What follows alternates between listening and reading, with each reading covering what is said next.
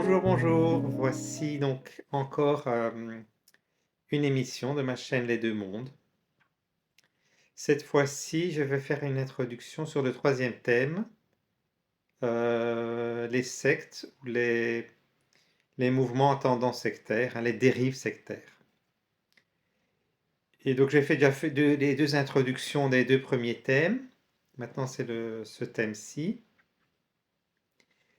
Et donc c'est aussi un sujet assez vaste, comme les autres, mais il est peut-être encore un peu plus complexe et plus grave et encore un peu plus sérieux que les deux autres. Parce que vraiment il s'agit là de souffrance, des gens qui souffrent Il ne s'agit pas de théorie, de philosophie, mais vraiment quelque chose d'assez grave qui se passe dans la société en fait. Et cet épisode, maintenant, ça sera une introduction un peu. Je voudrais un peu définir qu'est-ce que c'est un mouvement à tendance, qu'est-ce que c'est une dérive sectaire et comment elle se différencie par rapport aux autres maux de la société. Donc d'abord, avant de parler de ce mal, je vais peut-être, c'est important, je crois, définir qu'est-ce qui est bien dans la société. À quoi nous aspirons? Quel est notre but de notre vie? Et ce thème-là, je vais le traiter, en fait, qui est aussi ce qui est le thème du bonheur. Qu'est-ce que nous on recherche le bonheur, ça consiste en quoi? Ce thème, je vais le traiter dans le deuxième thème de cette chaîne, les grands livres. Mais maintenant, j'ai besoin de cette définition un peu. Donc, je suis obligé déjà de le faire maintenant. Et je vais rapidement donc vous dire qu'est-ce que moi je considère comme étant le bien, quoi, le bien de la société, rapidement. Et donc, qu'est-ce que mes aspirations et tout. Donc, voilà, je l'ai mis par écrit. Donc, je crois que nous voudrions naître, déjà être en vie et en bonne santé. On voudrait naître dans une famille qui nous aime, qui s'occupe bien de nous, de nos nécessités. Donc je crois que tout ça on le veut. Que si jamais donc on est malade ou qu'on est bien soigné aussi, le mieux possible. À cela s'ajoute au fil des années qu'on voudrait avoir des amis, des bons amis, si possible, des bonnes activités, une bonne éducation, aussi bien à la maison qu'à l'école. Une éducation avec amour, avec patience, adaptée à nous. On voudrait aussi par la suite avoir l'éducation se poursuit peut-être professionnellement, en formation professionnelle, donc qui peut être de différentes formes, formation professionnelle, études universitaires, différentes formes, et pour aboutir à avoir un travail, au fait, intéressant, qui paye bien. Je crois que tout le monde est un peu, c'est quelque chose que tout le monde recherche. Et donc, qui paye bien, pourquoi? Parce que pour nous mettre à l'abri des besoins financiers, donc pour pouvoir payer tout ce qu'on a besoin, toutes nos nécessités. Donc, qui dit travail dit aussi on doit se reposer aussi, donc on veut aussi avoir assez de temps libre pour se reposer et pour aussi faire les hobbies, les choses qu'on aime bien, nos passions. Ça peut être, ça peut être des activités sportives, des activités culturelles, artistiques, religieuses. Ça, c'est à chacun un peu qui détermine un peu ce qu'il aime bien et ce qui le détend aussi, ce qui le relaxe. Et tout ceci, on veut le vivre en paix. On ne veut pas le vivre dans un dans un endroit, un village, une ville ou un pays euh, où on n'est pas, où il faut avoir peur, on doit s'enfermer pour ne pas être agressé ou volé. Donc on voudrait vivre dans un endroit où la loi, une certaine loi, règne. La loi, si on veut dire, c'est l'ensemble des règles pour vivre ensemble en paix. On peut dire ça, c'est le rôle de la loi, originelle de la loi, je crois. Donc, et la loi, qu'est-ce qu'elle va faire? Elle va essayer de stopper les gens qui vont contre la loi et donc qui va les arrêter, les juger et si nécessaire les emprisonner pour qu'ils arrêtent de nuire. Voilà. Et donc, comme je l'ai dit juste avant, c'est que on a des aspirations qui sont vraiment personnelles. Hein. Donc, mes hobbies, tout ça ne seront pas forcément celles d'autres. Ça varie. Et le fait, cette variation, c'est la liberté qu'on a. On ne doit pas tous faire la même chose. On peut choisir son travail, on peut choisir ses loisirs, on peut choisir euh, où on veut vivre, on peut, etc. Donc, il y a cet élément de liberté qui fait partie aussi du bonheur.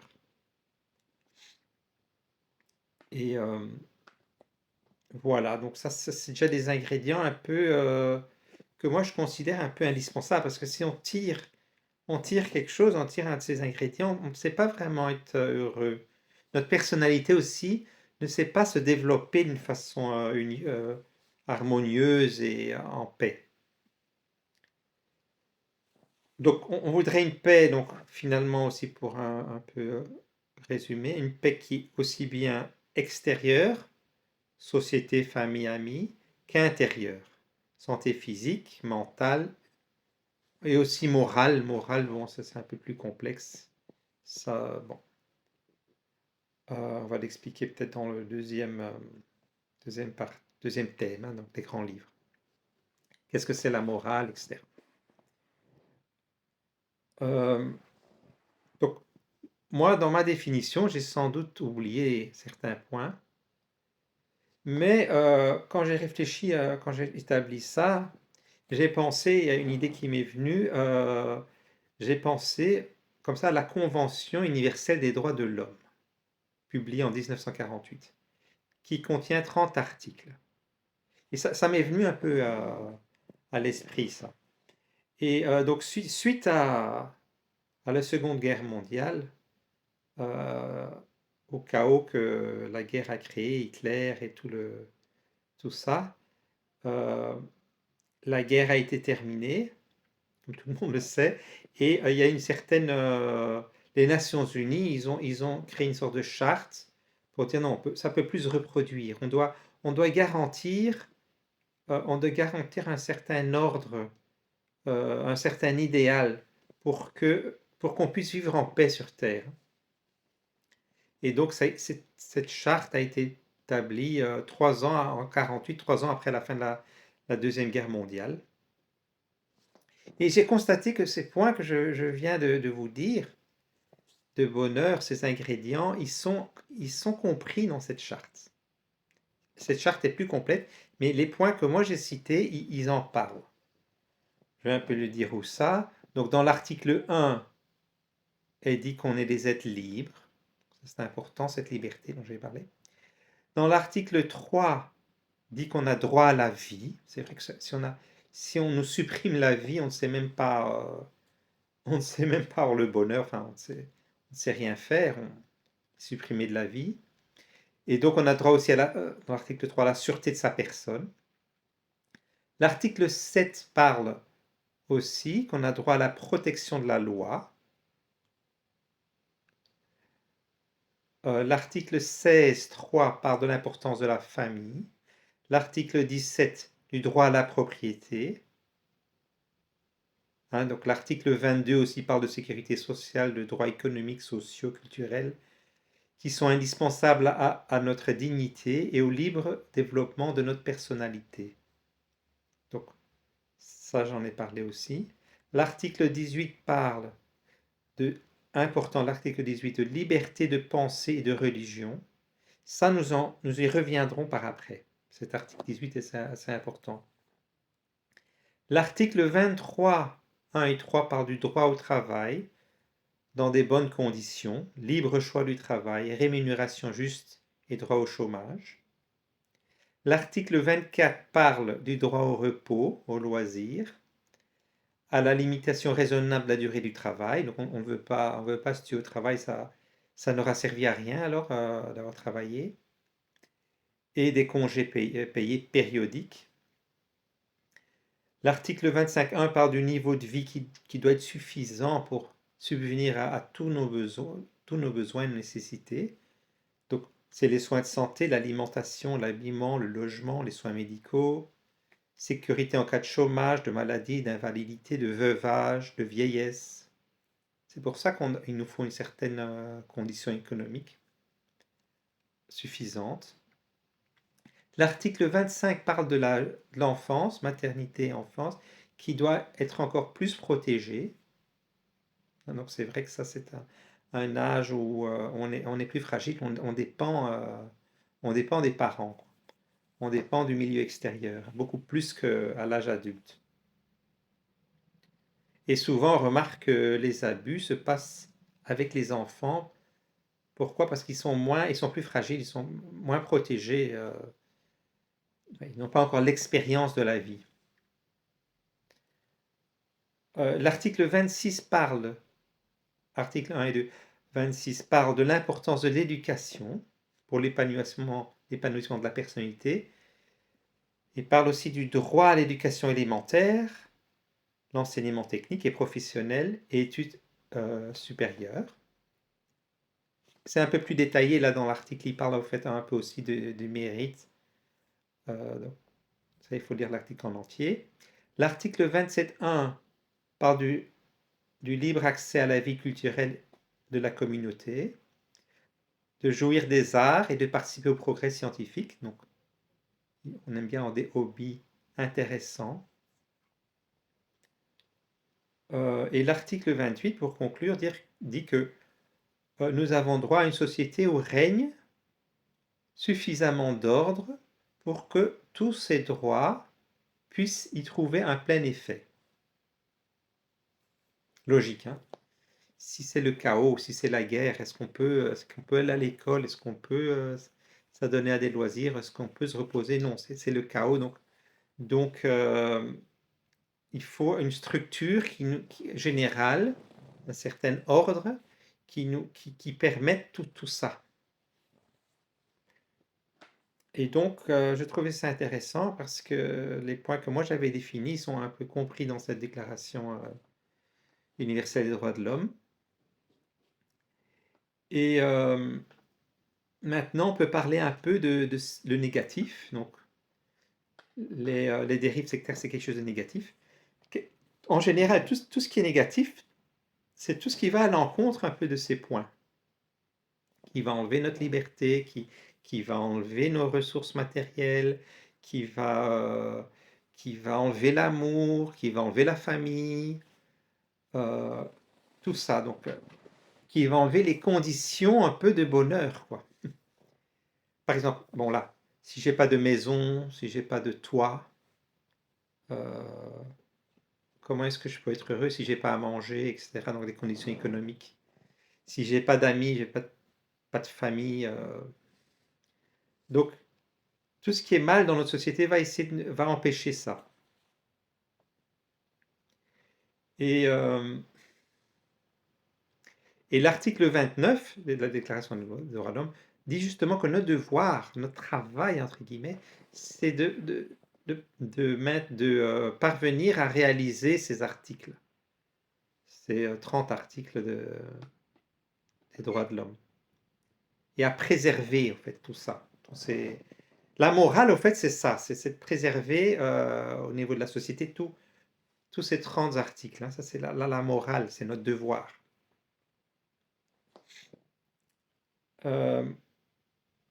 Donc, maintenant, je vais placer les sectes dans les mots de la société.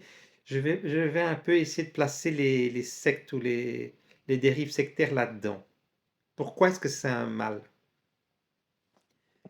Donc, oui, le mot secte vient étymologiquement, hein, il vient du latin. Seci veut dire suivre, et secare, un autre mot latin, veut dire couper. Donc, les sectes, au fait, elles opèrent un peu les deux. Au fait, on suit dans une secte, on suit quelqu'un ou quelque chose, ou une idée, ou une idéologie.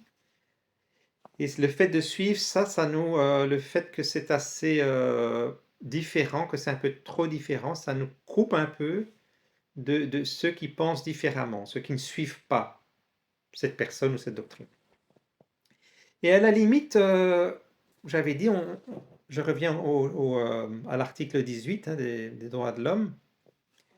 Elle nous dit en détail, hein, donc elle dit, on a le droit à la liberté de pensée, de conscience et de religion, et le droit de manifester donc sa religion ou sa conviction, seul ou en commun, en public ou en privé, par l'enseignement, les pratiques, le culte et l'accomplissement de rites.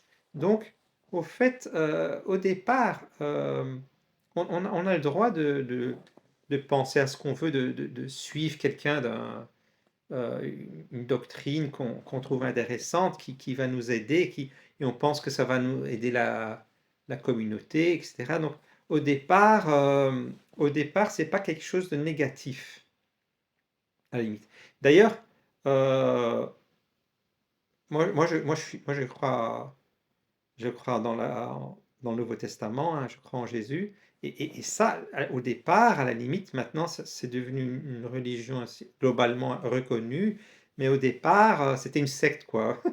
Au départ, c'était des gens qui croyaient en quelqu'un qui a émis une doctrine, un enseignement, et que ces gens, ils s'étaient amenés comme ces idées étaient différentes de celles de la société, ils étaient persécutés, et donc on parlait même, tout au début de la chrétienté, on parlait de secte, la secte des suiveurs de Jésus.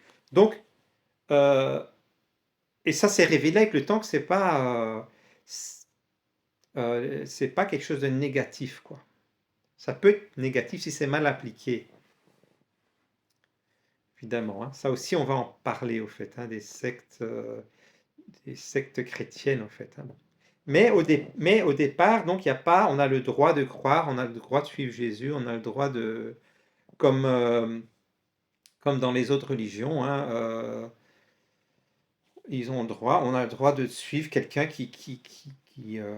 qui on a confiance, qu'on croit que c'est de Dieu, etc. Maintenant, ce qu'on a au fait pas tellement le droit, c'est que si en suivant cette personne ou ce leader ou ce gourou, si ça amène à des choses négatives, si ça va contre, à un moment donné, contre tous ces articles de la convention, si ça va contre notre bonheur, quoi, de nous ou de la société, donc si ça devient quelque chose de négatif. Et voilà, donc ça, on va en parler. Alors, je vais venir avec des exemples. Par exemple, une dérive sectaire, c'est quoi? Alors, je crois que le plus important, peut-être au début, le plus intéressant, c'est peut-être de parler. La Convention des droits de l'homme a été écrite suite à quoi? Suite à la Deuxième Guerre mondiale. Et la Deuxième Guerre mondiale, c'était quoi? C'était une dérive. Hein. Une dérive, et vraiment, on pourrait parler qu'Hitler, tout ce qu'il a mis en place, comment il est arrivé au pouvoir, comment il arrivait à convaincre tout son peuple, c'est une dérive sectaire. Et la Convention des droits de l'homme a été écrite après, une fois que tout le chaos s'était produit, justement en réaction à tout ce qui s'était passé. Donc, le prochain épisode, je vais peut-être parler, sans rentrer beaucoup dans les détails, hein, parce que la Deuxième Guerre mondiale, c'est un sujet tellement vaste, aussi énorme, mais je vais essayer de résumer un peu ce que moi je vois à travers ça, par rapport à ce thème qui est les dérives sectaires. Et donc, ça serait intéressant de voir en quoi la Seconde Guerre mondiale, Hitler et tout, c'est une dérive sectaire. Et donc on va déjà commencer par ça. Donc ça sera la prochaine émission. Alors, pour terminer, je voudrais encore vite peut-être donner la définition de l'organisation gouvernementale française qui lutte contre les dérives sectaires, qui s'appelle Miviludes. Et sur leur site, il y a une définition qui donne assez succincte. Ils ont donné plusieurs définitions au fur et à mesure du temps. Mais donc, il s'agit ici, d'après eux, d'un dévoiement. Donc la dérive sectaire, c'est un dévoiement de la liberté de pensée, d'opinion et de religion qui porte atteinte à l'ordre public, aux lois ou aux règles, aux droits fondamentaux et à la sécurité et à l'intégrité des personnes. Donc, c'est ça. Et elle se caractérise, donc aussi, il s'agit, mais là, par la mise en œuvre, donc c'est comment est-ce qu'ils arrivent à faire ça, à opérer ce dévoiement. Ils y arrivent par la mise en œuvre, par un groupe organisé ou par un individu isolé, quelle que soit sa nature ou son activité, de pression ou de technique, mettre une sorte d'endoctrinement ayant pour but de créer, de maintenir ou d'exploiter chez une personne un état de suggestion psychologique ou physique. Ayant pour but chez une personne, chez des personnes, le privant d'une partie de son libre arbitre, avec des conséquences dommageables pour la personne, son entourage ou pour la société. Donc c'est la définition du groupe français là, gouvernemental qui lutte contre les dérives sectaires. C'est une des définitions qui sont élaborées et qui pourrait un peu résumer un peu, on va y revenir, donc on va parler de Hitler, on va voir comment ce qu'Hitler a mis en route correspond à cette définition et à d'autres définitions aussi, des sectes. Donc voilà, c'est un peu ça. Je vous remercie. J'essaie d'être le plus succinct possible. Je vais aller étape par étape, il y a tellement de choses à dire. Et petit à petit, je vais essayer de passer des informations, mon avis, etc. Et voir comment on peut se protéger aussi, qu'est-ce qu'on peut faire pour se protéger contre les sectes et les dérives sectaires. Et je préfère le terme dérive sectaire parce que c'est quelque chose de plus relatif. Secte, quelque chose est secte ou pas. Comme j'ai dit, dans le passé, il y avait des sectes qui n'étaient pas forcément mauvaises. Tandis qu'une dérive sectaire montre qu'il y a des degrés.